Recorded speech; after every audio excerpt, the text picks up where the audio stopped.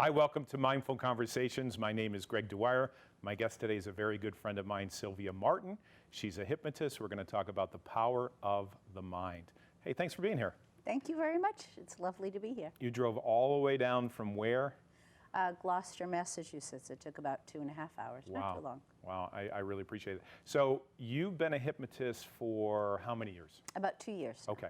So everyone has a backstory. Not everybody is born a hypnotist. So how did you get interested in hypnosis?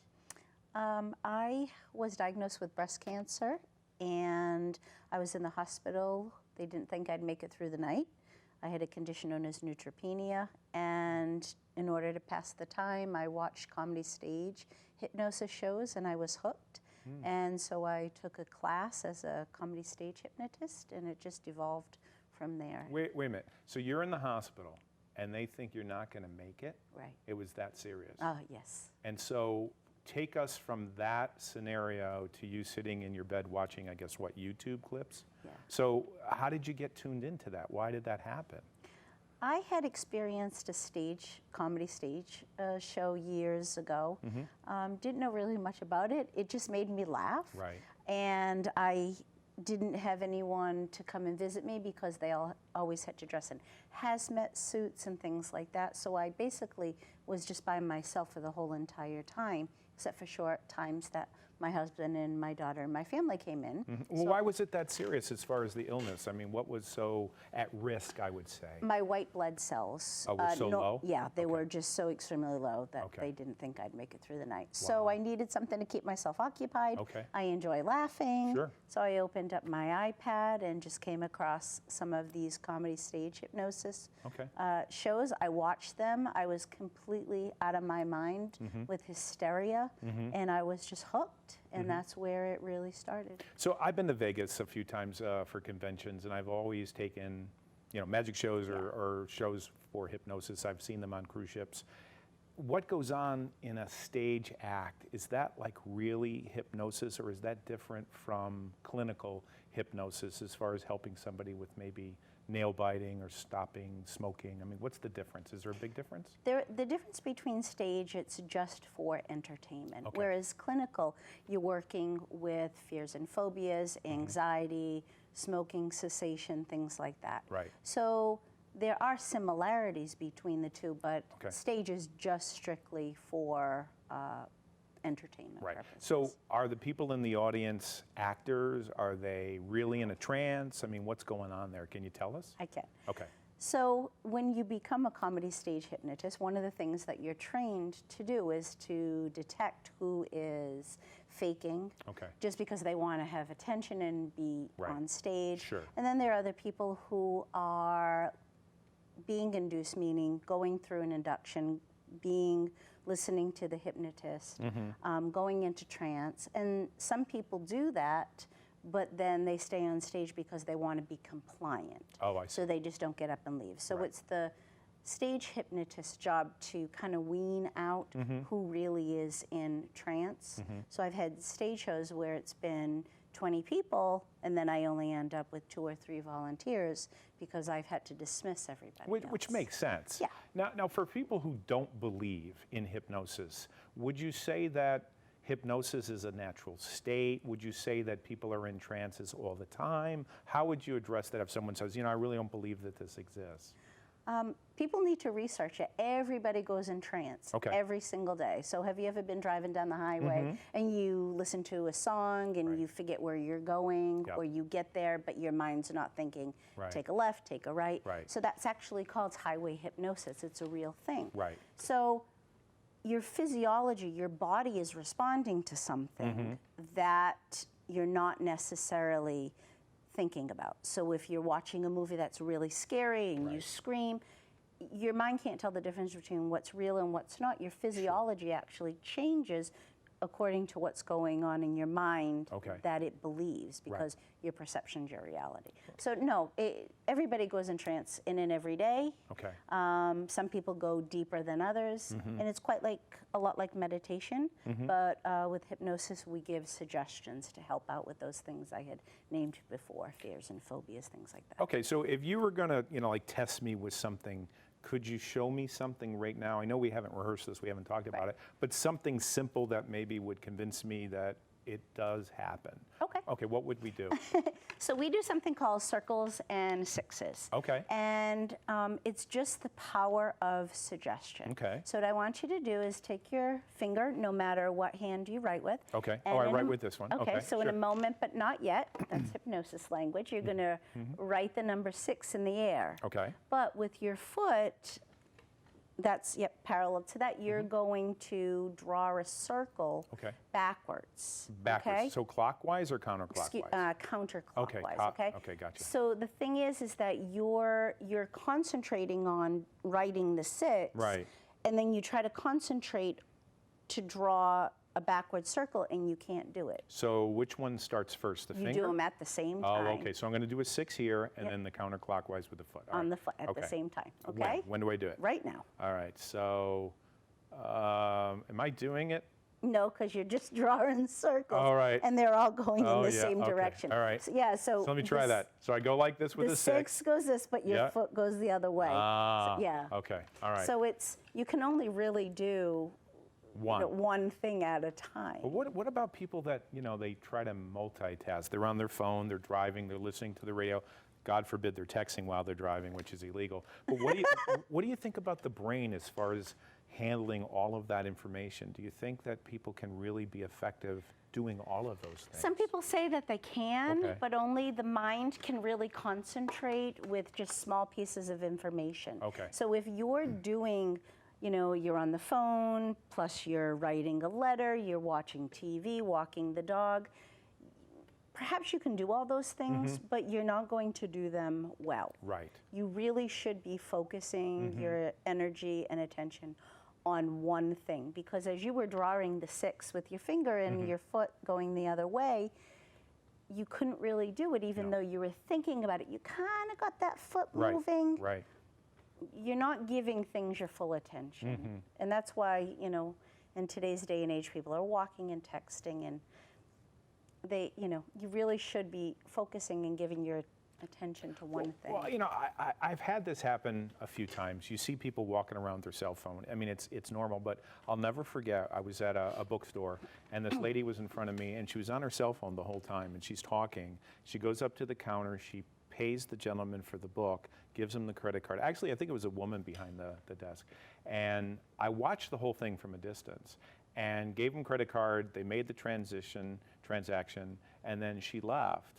And I said to the lady behind the counter, I says, "Can I ask you something? How did that feel?" And she started crying. Because she didn't feel, I don't know, I can't read her mind, but I can't project either, but I have the feeling that she didn't feel like she was there. A connection. A connection. And how important do you think it is to have a connection with people like that, as far as family, relatives, people you work with, rather than being so misdirected by just craziness that goes on? I feel like communication is key. Okay. And I mean, how can you give your time and energy to someone when you're on the phone? It's just, it's the little things in life that are kind of going away. I think so. They are going away. So you're sick, you get better, you're watching hypnosis. As a disclaimer, do you think that the laughter, that the hypnosis healed you? I mean, how do you kind of reconcile all of that stuff? I know there's a backstory about talking to your doctor. What's that all about?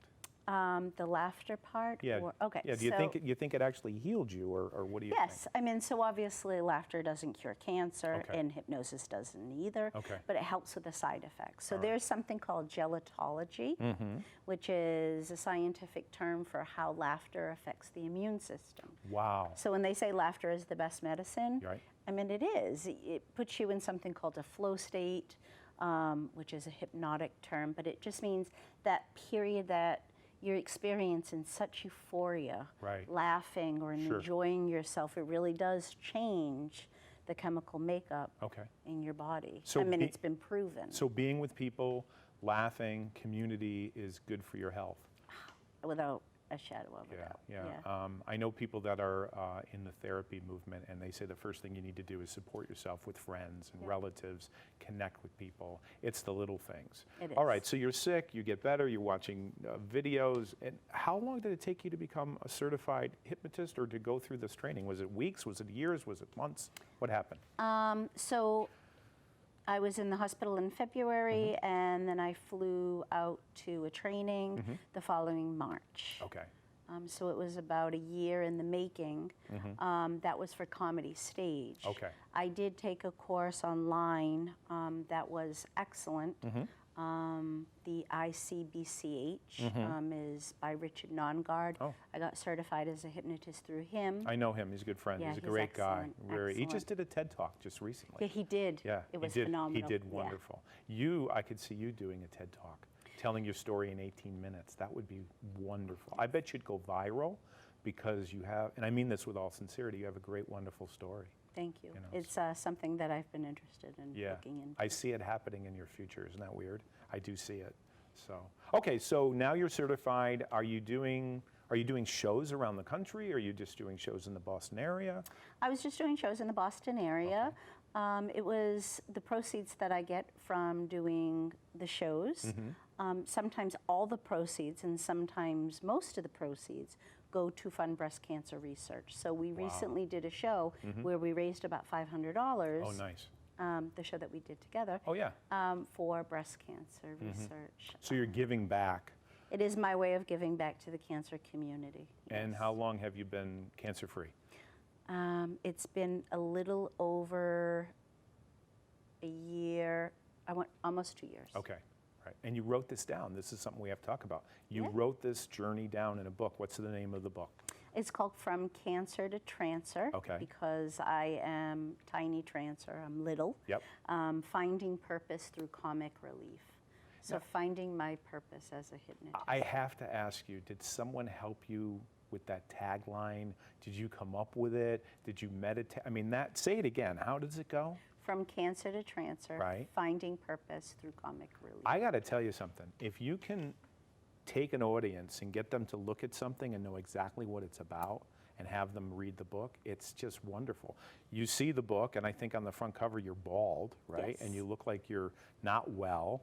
And then out of that comes this great heroic story. How do they get a hold of it? I know we're not here to sell books, but if folks were to get a hold of you doing a book signing, or how would they get a hold of it? So first of all, it's on sale on Amazon. Okay. Do you want me to talk about the price or just? No, we can't really talk about that. But I mean, if folks want to get a hold of you, let's say let's say this. Let's say someone is struggling with cancer. Would this book help them? Absolutely. Okay. And then the other thing is, if people wanted to get a hold of you, and just because I know that people have helped you in your journey, I'm sure that you would want to help other people. So if someone's struggling with cancer and they're looking for some hope, how do they get a hold of you? They can email me at smartin 292@comcast.net. So it's smartin 292@comcast.net. And you shared with me that people like Richard Nongard and other people have just given you things and helped you, have not charged you for anything. Without asking for absolutely nothing in and return. The spirit I get from you is you want to do the same for other people that are struggling with cancer. And your heart is with cancer and helping anybody, right? Yes, Men, it women, is. with Very passionate. Okay, yeah. Well, that's your calling. I feel.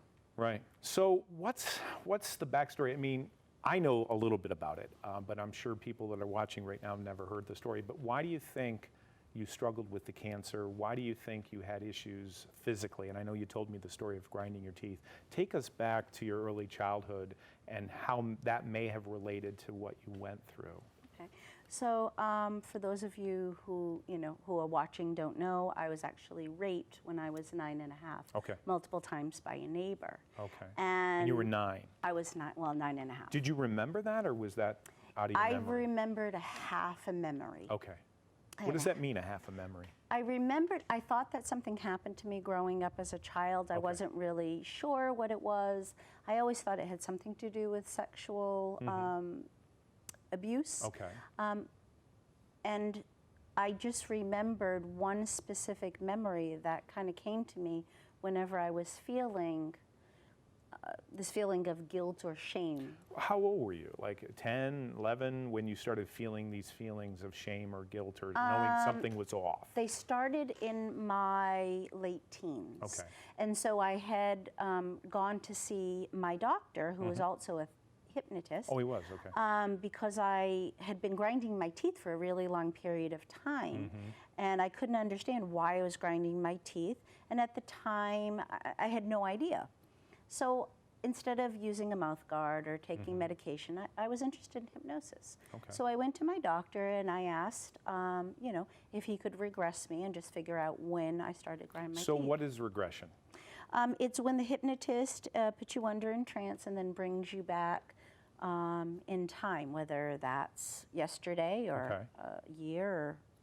Or Is it true? I mean, can there be false memories that the hypnotist instills in a person? It's not true, because you hear stories about that, you know, that never happened. Right. But either it's past lives or it's something that happened to you when you were 4. How do you know if it's true? So how do you, you had to ask those questions, right? Yeah. Okay. So, so as I was in the doctor's office under trance or in trance, and I really wanted to know why I was grinding my teeth. Right. What was the point?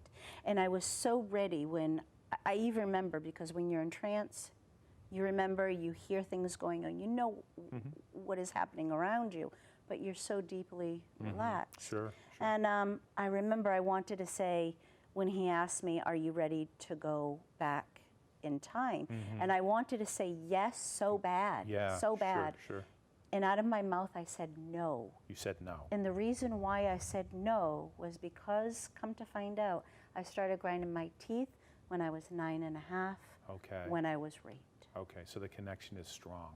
So my mind was telling me, you're not ready right now. Okay. And it wasn't until years later that I was able to put everything together. Now, did you go back a week later, a month later? How much later did you go back and handle this with hypnosis? Not for about 20 years 20 forward. years. So you said no, and you let 20 years go by. Yes, yeah. So there was something in your subconscious that maybe was trying to protect you? You weren't ready. I wasn't ready. And then when the time was that I was feeling like I was ready, those feelings of shame and guilt, I had reoccurring dreams I named as third floor dreams. What does that mean? So when I thought that things happened to me and I started to put things together, I had constantly, as a child, up until I was ready to deal with this, had dreams about me being raped and awful, terrible things that sometimes I would wake up and still think that they were real. But they weren't real. They weren't real. They just always happened on the 3rd floor. Oh, I see. And then when I discovered about the rape and realized that the last time I was raped was on the 3rd floor of an attic, and my friend was there, and the dream stopped. How did you validate all this? Did you reach out to folks? I mean, tell us the story about that, how that happened.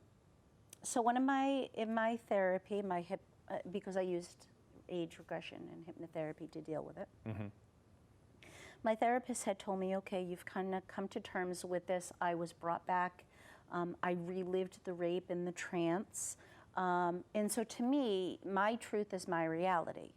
You know, your perception is your reality. Sometimes you're right, sometimes you're wrong. And exactly. Right? Yeah. And for me, I'm very science-based, and I wanted to know the truth. So in the memory, when I was being regressed back, there was a friend there. So in my mind, as I'm going through the rape, I see my childhood friend there. Okay. So my therapist said to me, why don't you give your friend a call and just see, you know, because I needed proof. In my mind, I knew it happened, but I needed proof. And so I did something that really I don't think a lot of people do. I got on the phone. I called her down in Florida. I said on the phone, her mother answered the phone, and I said, hi, this is Sylvia, is my childhood friend there? And the mother said, oh, Sylvia, little Sylvia. And I said, it's really weird, the reason why I called, but I'm in therapy and I just have to ask her something. And her mother started to cry. I didn't need to say anything at all. Wow. And she said that my friend had killed herself 4 years ago So because, yeah, me too.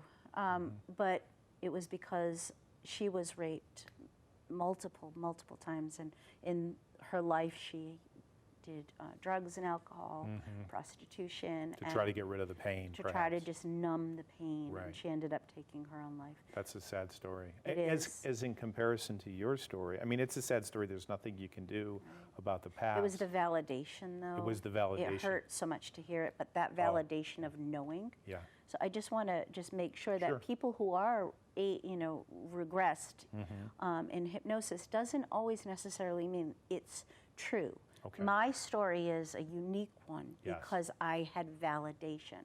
Right. I'm not diminishing other people. Sure. I just want to make sure that people know that sometimes those things may or may not have happened. Right.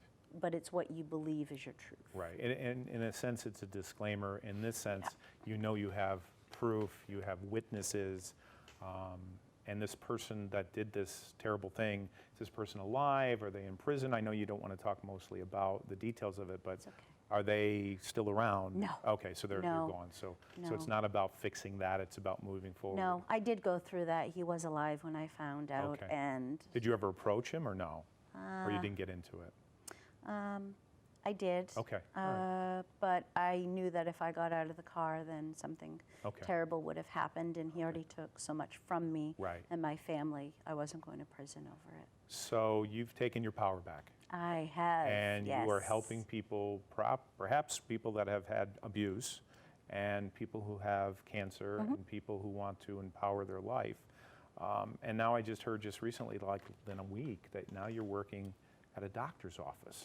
How does that happen? I mean, that to me, that's a miracle. It's amazing. Yeah. So I ended up, so I was a teacher for 23 years, teaching students with special needs. Wow. And I ended up losing my job over a technicality. And I remember you were really upset when that happened. I was You were very devastated. upset. I loved my job. Yeah. I had been thinking about leaving teaching for quite some time, but I thought, I just need a change. So I went to a place, a new school, and I loved it, and I was very upset by that.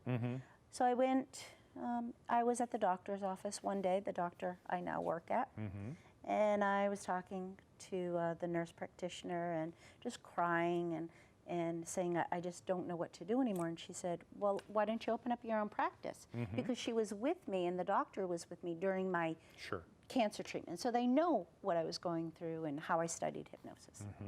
And I said, I can't, it's too expensive right now. I just can't, I don't have the money to set it up, this and that. So I said, I'm not working for the summer. Can I, possibly just get some experience hands-on in the doctor's office? And come to find out, a few weeks later, I was there. They offered me a full-time job working as a clinical hypnotherapist. Wow. Right. To me, that's a miracle. It's just, I'm so fortunate. fortunate. I really am. Right. I don't, it's just so serendipitous. That And it's not a job for you. It's a passion, it's a calling. If you look at what happened to you when you were 9, and you look at what happened to you when you were an adult and you almost died, and then somehow, magically it turns around, and now you're helping other people who are dealing with the same thing. It's just, you couldn't make this up. Do you know what I mean? It's a wonderful story. I do. I get a little worked up sometimes about it. It's just, Yeah. but not in a bad way. Yeah. And the thing is that from my rape, my oncologist, who I'll keep private, obviously, for legal reasons, but my oncologist said that she firmly believes that it's not the whole reason, but because I was angry for so long and suppressed that anger with the teeth grinding, I just was, I was such a troubled child. But it worked out for you. It did. And I got to tell you something. we're going to have you back because this is a wonderful story to continue. So will you come back in the future? Yes. Okay. Absolutely. Thank you for joining us. I'm sure we gave you something to think about. It's Greg Dwyer, Mindful Conversation. Sylvia's, thank you so much. Thank you for having me. It was a pleasure. I almost wish we had like more